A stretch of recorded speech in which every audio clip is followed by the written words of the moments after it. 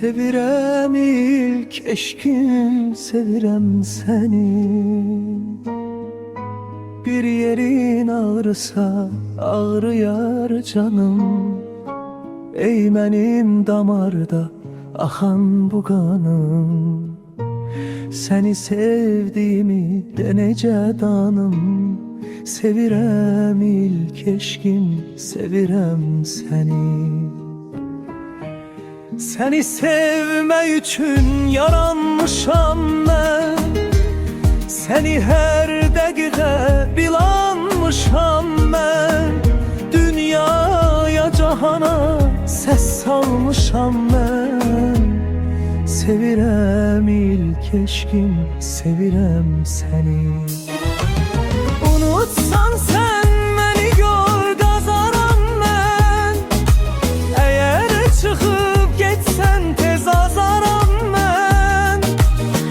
Dağlara, daşlara bil yazaram mən. Sevirəm ilk eşkim, sevirəm səni. Unutsan sən məni gör, qazaram mən. Əgər çıxıb getsən tez azaram mən.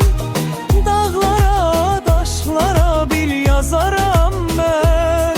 Sevirəm ilk eşkim, sevirəm səni. Ağaclar baş əyir mənim sevgimə. Eşklər çata bilməz mənim eşkimə. Hər zaman deyəcəm salıb dilimə. Sevirəm ilk eşkim, sevirəm səni. Çatsa da sevgimiz bir gün bir sona.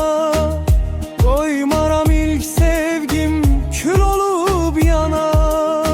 Ayrılan zamanı deyəcəm ona. Sevirəm ilk eşkim, sevirəm səni. Yadlar